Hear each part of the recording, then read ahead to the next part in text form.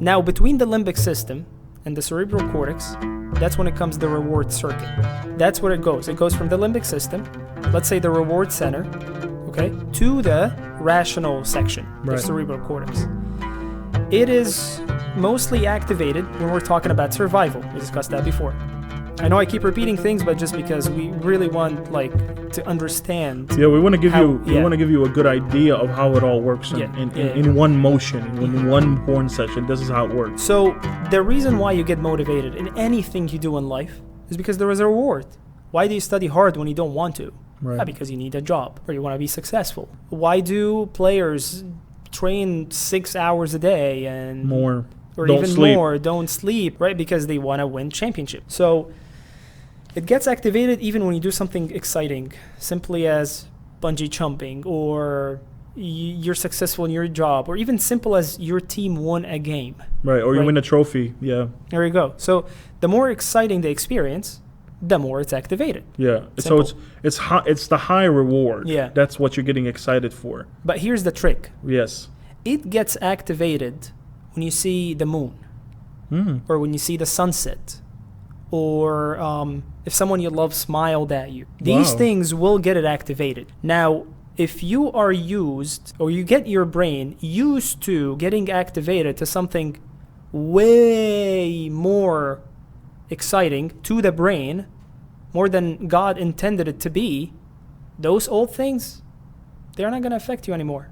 So because I'm getting so excited over porn, the relationship with my partner becomes less meaningful to me. Yeah, or something like a walk on the beach just is not nice anymore.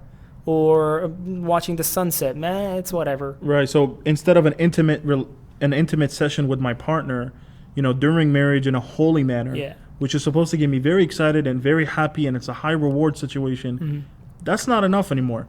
I gotta go get the real big stuff, the real big videos, the hour-long videos with the really, really aggressive porn. That's the stuff that I need. Yeah. That's why I let go of that passionate moment with my partner. Exactly. Okay. And the passionate moment doesn't have to be like the intimate sexual relationship. No, it can be something as simply holding hands. Right. Or a smile, or just a nice day together. Yeah, or just exactly. So, and that's what we said. That's really dangerous, man. I know. That's horrible. I remember I was reading a story of one of the people that stopped watching porn, and he was talking about just how he felt the first 10 days. And he was like, I can even, when I wake up in the morning, I can smell the flowers even more. He was like, I heard the birds singing, and I enjoyed it. Yeah. And he was like, I don't think I've ever noticed don't watch birds porn. singing in the morning. Don't watch porn. It'll take away your smell. But seriously though, and he was talking about how that made his day even more productive, because he started with something beautiful as birds singing or watching the sunrise or things like that.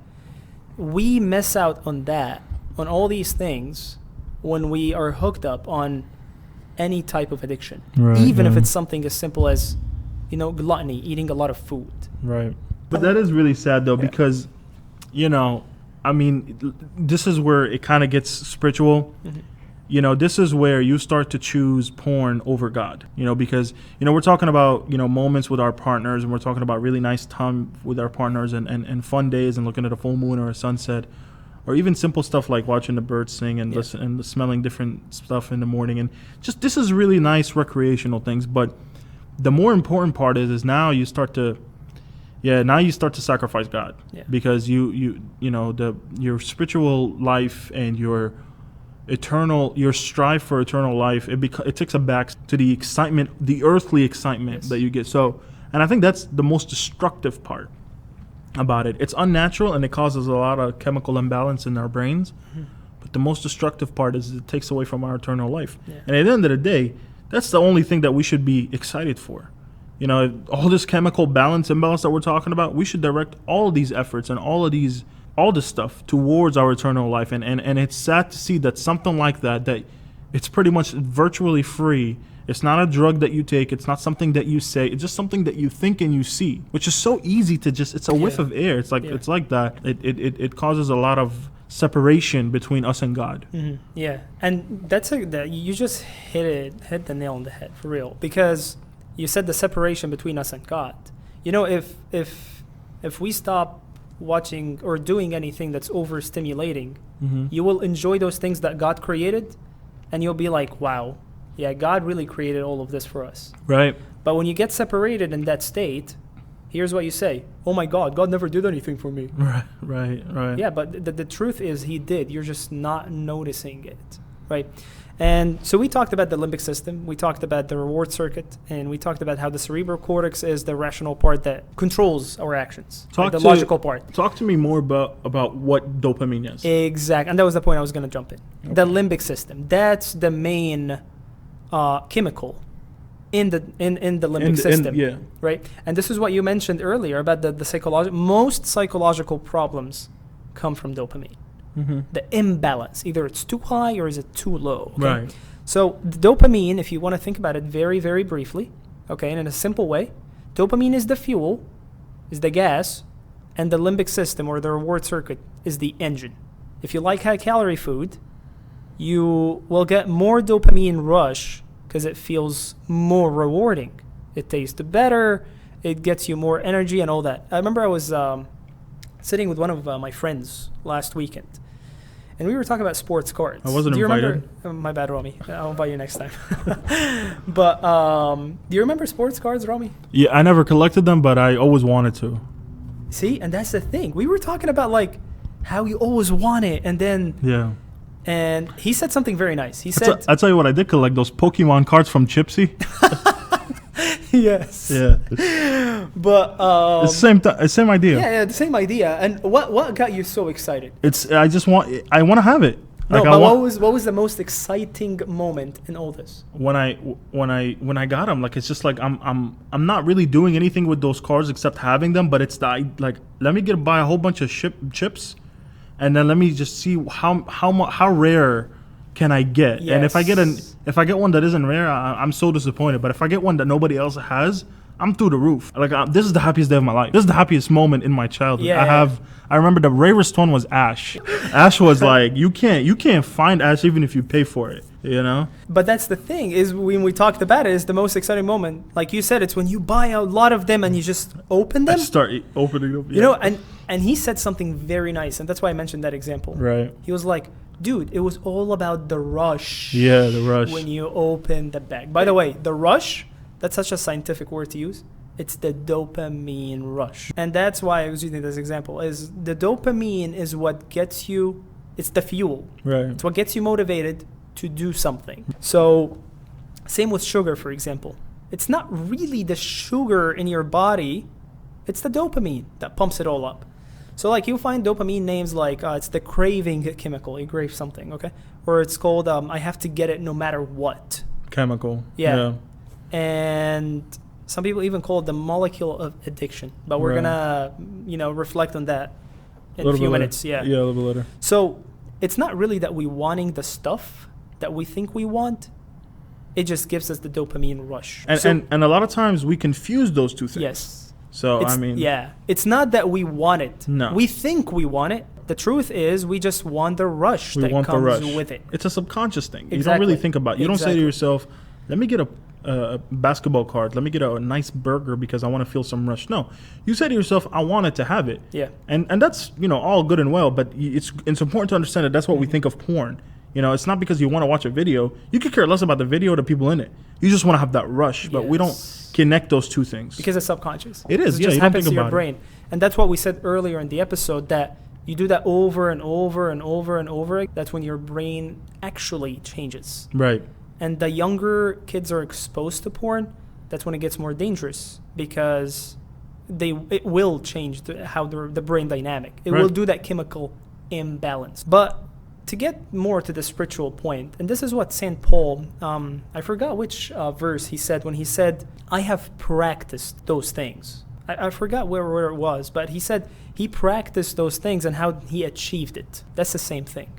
It's when you practice. You practice and you train yourself to know what you really want. And when you get that rush, you ask yourself a question. Is it really what I want, or is it just the rush?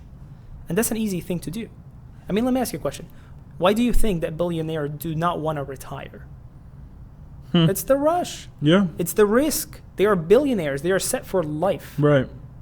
Why don't they want to retire? Always ask them, be like, yeah, you know what? I like the risk. I like the go out and get it. That's exactly what it was. I have to get it no matter what. That's the dopamine. That's the rush. You're not going to, it's logical, which is probably the cerebral cortex saying, it's logical for you to just kind of take the money that you have in your bank, start living your life, spend some time with your wife, spend some time with your husband, have some time with your kids. No, it's the idea of like, let me get some more and more and more. Not all of them are like that, but it's the idea that you want more and more and more. You don't stop there. Now, dopamine is not something consistent. Like, you can figure it out and you can understand that anytime you want to watch porn, anytime you want to engage in that, it's definitely about the rush, right? You want more of that. But whatever goes up must go down. Oh, you found it? Yeah, I found the verse. It's in Philippians 4:12. Can you read it? Yeah, I'll read it right now. So it says, I know how to be abased and I know how to be abound. Everywhere and in all things I have learned both to be full and to be hungry, both to abound and to suffer need. Right. And I mean, this translation is not the best when he said I have learned.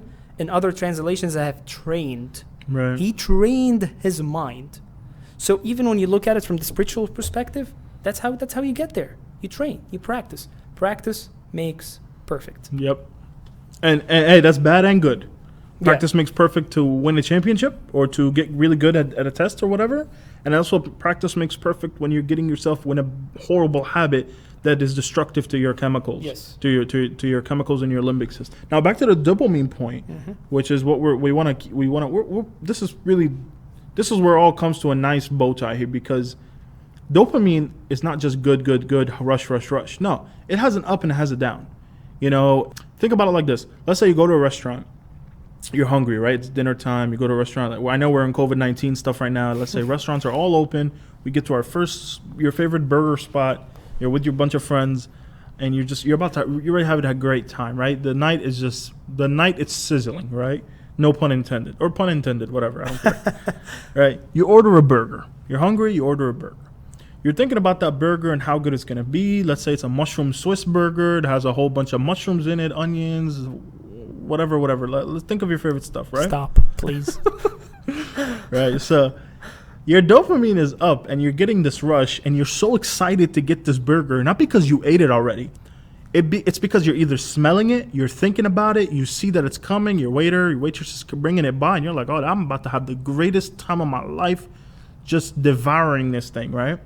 And you're just peaking. Your rush is just going up and up, and you're at this moment of climax, right? You are living your best life right now. And then you take your first couple bites, and you start to calm down a little bit, right? You're like, this is really good, and you start to calm down. So that rush is going down. When that rush is going down, you are now hitting your. This is the up and down what we're talking about, right? We got really excited. You had the burger. You took the first bite, and now you're relaxing. It doesn't mean that you're not having a great time anymore. You're enjoying the burger. It tastes great. It's everything you imagined. You can't wait to come back in the next time. You can't wait to get to your fries. You can't wait to get to your drink, whatever. And that's the same thing that happens, right? You start to go down a little bit. That going down is not dopamine. It's opioids. But we'll talk about that in a minute. But I just want to point out that up and down, that roller coaster. So the same thing happens when you're watching pornography, right? Just like that burger scene at a restaurant, you get into the video, you get your favorite scene on or whatever, you're listening to different sounds, you're watching different things, and there's a dopamine rush the whole time. But then you get to the point in the video where there's a slight moment of satisfaction, and then you start to relax again, right? You watch the video, and it's not a high the whole time. It's not a rush the entire time. There is a going down, just like a roller coaster. There's a going up, there's a going down. Now that going down is, the opioids. This is what you're feeling for that slight moment of satisfaction, right? This is the bite of the burger. This is how the burger tastes. This is how the French fries taste with the ketchup. This is what, the end of the video is feeling like. This is what after watching the video is feeling like. But the rise of dopamine is something new. It's something that you're trying to get to. That's that excitement. That's that rush, right? It's the feeling when you're watching a new movie. It's when you're getting a new car. It's when you get a new cell phone. It's a spike, right? This is something new. This is something great. I need to get this. And a spike in dopamine can override your fullness regardless of what the rational brain thinks. So, the more... Help me out. How can I put this? So, yeah, basically so just to touch on what you said, so the dopamine is what drives you to do something. It's what motivates you. Yes. Opioids is what makes you whatever that good feeling or satisfaction, or when you're hungry, the fullness after it. Opioids is what does that, or opiates. Now, when you say the spike in dopamine override the fullness, think of it that way. A heroin addict or a cocaine addict, you will see them that they don't want to eat. Right. They don't do any kind of activity for survival in life. Right, just like the rat in that experiment.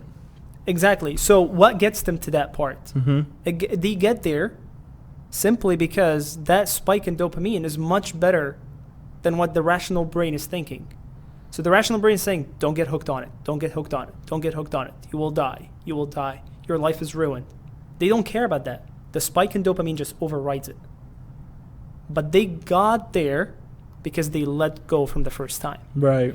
So if we go back to what you said first, the Coolidge effect, the dopamine is what's behind the Coolidge effect. That's why I'm excited. Okay. Yeah. So like when you mentioned the experiment with the rat. Right. He's excited every time there's a new partner.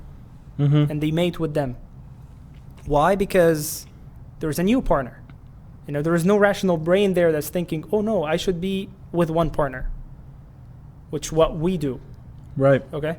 And then that's, in the example of porn, is what make people press on a new video. Something that's even more sophisticated.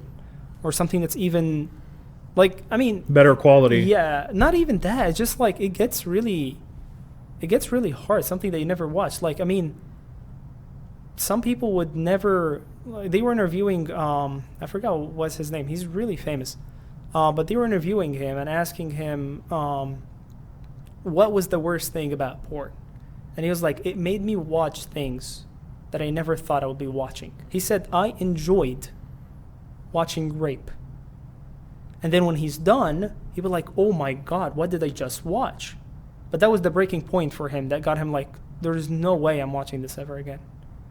He didn't watch it once, he watched it multiple times, but he got there. When he got there, he was sick of it. He was like, no, I'm a sick person. I need to change.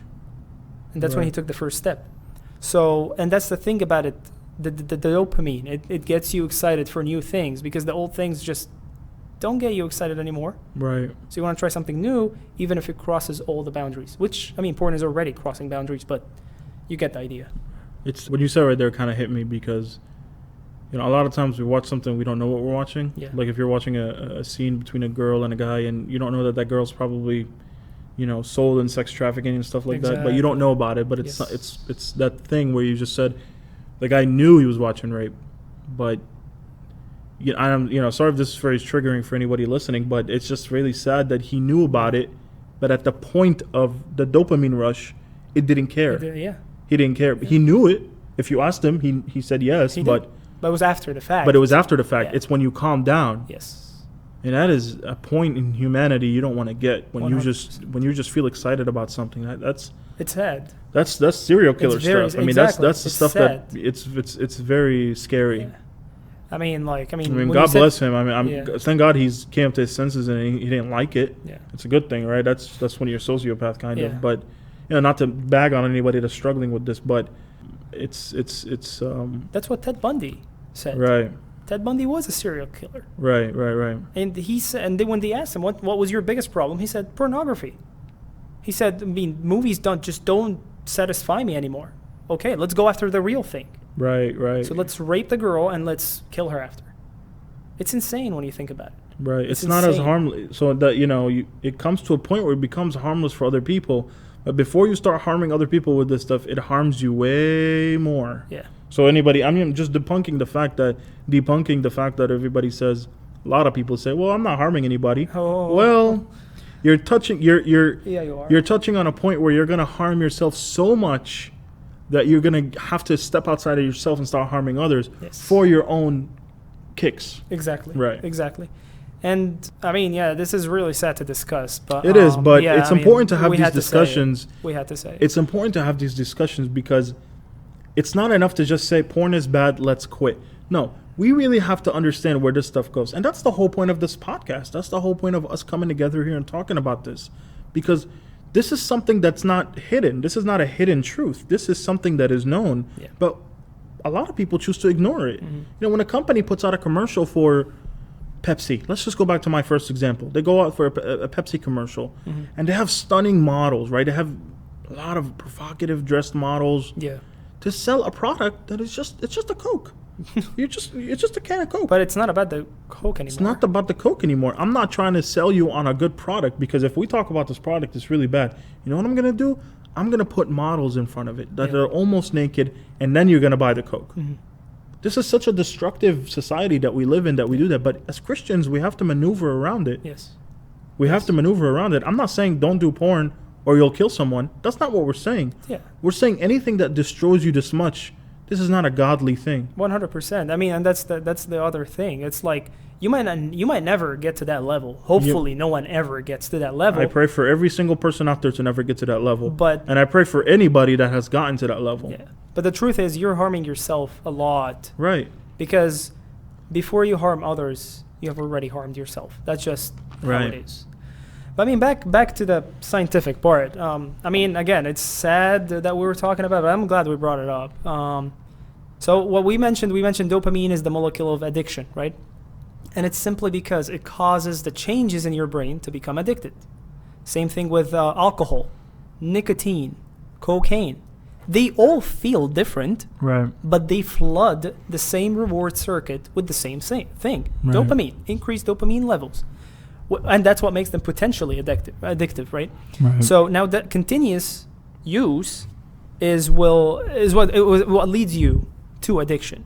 So dopamine, if we want to put it, again, we try to simplify things, like we explain things, and we try to simplify it as much as we can. At the end, dopamine release is a result of the expectations rather than actual pleasure. And it's the drive, it's the craving. The actual pleasure comes from opioids. I remember you were talking before the episode about the rat and the lever. The lever, this is also part of the same experiments that they've done on the Coolidge effect. They were trying to see in an experiment at how much we can go to obtain certain, rush and pleasures and how much we're going to listen to these things that give us this dopamine rush, right? So they conducted an experiment where they put electricity in a cage, right? An electric platform in a small cage for a rat. And then there's a lever. If you push on that lever, what was it? Was it some sort of a shock to your brain? Yeah, they basically put like a shock in their brain that will increase the dopamine. Right. Okay, so that's what it was. So they put a little helmet, right, with a little wire going to this lever. If you click on the wire, there's a rush. I guess some electricity messes with your chemicals in your limbic system, and it causes a rush of dopamine. So pretty much this rat had to discover that if you go to this lever and you push on it, or you pull on it, or you bite it, or whatever, it'll give you a rush of dopamine. And obviously, this is the same thing as having multiple partners in a cage or whatever. So he does it. He can't stop pushing the button, right? And they found that, he'll won't eat and he won't drink, the rat, and he'll push on this lever. So they started to make it more aggressive, more extreme. I mean, they put an electric platform between the lever and the rat, and they turned it on, and they found that the rat will keep going over the electric panel or platform, and he will get electrocuted. And literally the rat is getting fried alive, and he keeps putting that lever. And then they said, okay, well, maybe the rat is just a persevering rat. Maybe he'll just do whatever he needs to be to get what he wants. So they started to do the same thing. They took the lever away, put food and water, and they wanted to see if the rat will cross the panel to get to the food and the water. The rat never even touched the food and water for however many days, and it died of starvation. It's not going to electrocute itself for basic needs. That says a lot, because we said earlier, when we're studying the limbic system in mammals, we're really studying it in humans. And this is what happens. And if you think about it, this is what happens. Think about an addict. He will do whatever it takes, or she will do whatever it takes to get to the thing that you're addicted to. But you won't do the same for food and water and basic needs. A lot of people don't take care of their families. because they have an addiction. Porn is the same thing. And I guess this is really what we're trying to do too. We're not trying to treat porn as this magnificent new thing that we're learning about. We're trying to mimic it and make it seem like it's like any other addiction out there. It's not harmless. It's very harmful. And some people will watch porn and pay for porn and not feed their kids, not even drink themselves, not even eat for a whole day. Just like a heroin addict, just like a cocaine addict. People will give up. I mean, the best example you gave was Lamar. I mean, right. The guy would just wait until the last minute, until tip off. Right, and even be late sometimes. Yeah, just because he wants to watch porn. Right. I mean, that's literally his job. Imagine if you don't want to go to job early in the morning just because you're watching porn. That right. exactly was Lamar's position. So it really, and even the thing that they did with the rats is that they blocked the dopamine. And they would put food like a little too far from him. He wouldn't go eat it. Right. I mean, with no electric with no electric panel. They did this in another. They blocked the dopamine. Yes, they blocked it. With no electric panel or no nothing. Yeah. They would put cheese, right? Yeah. Rat's favorite food, and it would block dopamine levels in his brain, right? They would inject him with something, it would block the dopamine rush. Without that dopamine, that rat couldn't function. It couldn't even go eat. Just step a couple of inches in front of you to go get the cheese. No electric panel, no nothing. Now, but let's stop right here and let's explain that dopamine isn't bad. Yes, and that was exactly. Let's differentiate that. This is important. We're trying to learn how it can be bad when we're misusing it. Yes. But I'm gonna have you do that. Yeah, and that's why I was mentioning that example. Right. Is that like when they blocked the dopamine in the rat, he didn't want to get his food. Right. Dopamine is not evil. I mean, I know after this episode it feels like it is. Right, I know, but it's an not. important thing to live normally. It is. It's an important to have a good outlook in life. It's what keeps you motivated. And like we said, it's one of the main reasons why there is a lot of psychology. Like most of psychological problems is because there is imbalance in dopamine. That's why we call it a chemical imbalance. Exactly. But if it is balanced, then everything's fine. That's why dopamine is God when he created it in us. He created it for good reasons. That's what gives you the motivation. Right. But when you use that motivation just to feel good, that's when you're misusing what God intended it for it to be. Right. It's important to live life normally with dopamine levels. Yeah. It's supposed to be feeling a rush when you're getting a nice burger, when you're spending some intimate time with a partner or with your wife or with your kids, or you're coming to church and you're listening to a really nice hymn and you're in tasbihah and midnight praises and you're just having the greatest time of your life and you're having this dopamine rush. This is good. Or when you're spending some time with friends. Yeah, even if you're young enough to not have a partner, friends, watching, going to the beach, to the pool day. Right, or you're spending like a particular weekend discussing basketball cards and you weren't invited. That's still fine.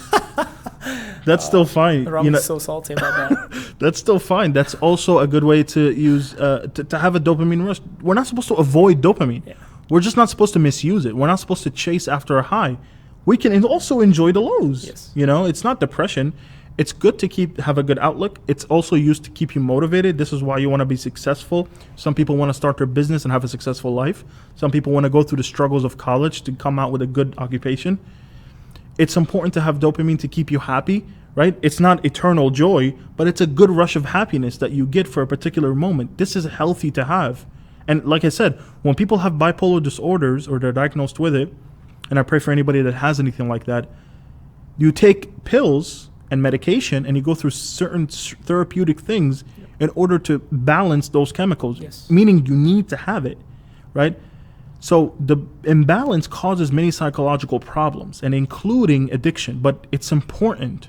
It's very, very important. We're not saying that avoid anything that makes you feel good. No, that's just living a ridiculous life, and that is not what God intended, by the way.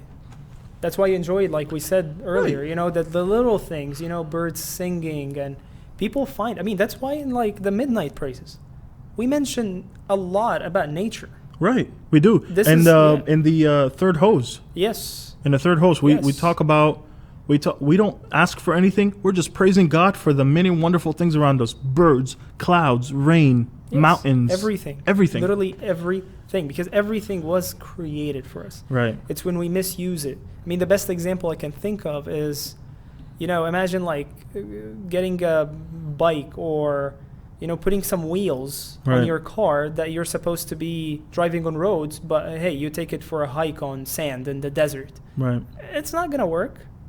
The same thing. Right. God intended for these things to be used in the right manner. So if you go out and use it in a bad manner, not how it's intended to be used, the consequences are you're just hurting yourself. You're just hurting yourself and others at times. And others at that point. Yeah. This dopamine imbalance, this Coolidge effect, this chemical imbalance in our limbic system, I can confidently say, and I'm sure you'll agree with me, its consequence is sex trafficking industry, is the porn industry, and anything else that has to do with abusing sexual relationships. Yeah. That is why. I'm not saying you do this so you want to go out and sell people. I'm not saying that. Yeah. But because it produces a demand, and these industries are the direct supply of this demand. So that's why I'm making this correlation. No, and realistic. I mean, in an indirect way. Yes. If everyone stopped watching porn, a lot of bad things. These industries wouldn't exist. Well, yeah, exactly. This is an ideal world we're living in, but that we're trying to describe right now. But imagine no more sex trafficking. No more porn. No more porn industry. It's as simple as that. It's as simple as that. Anyways, this is a good point to end on. Yeah. Now, I hope you guys covered a lot, enjoyed the episode. We did. No, I'm glad. I mean, I hope we didn't lose you guys when you're listening to us, like a lot of details and stuff. But yeah, feel free to pause and go back and just re-listen to some things that you want to like listen and understand. And reach us out if you have any questions on our email at incognito@pagoriproductions.com, or you can reach us at any of our social media platforms. The links are gonna be down below. With that, we conclude our episode. And I thank you so much for tuning in.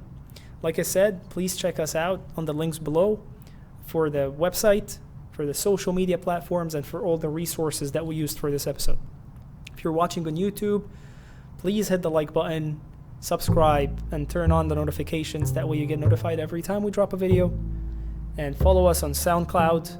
Like the video or the playlist or the audio track.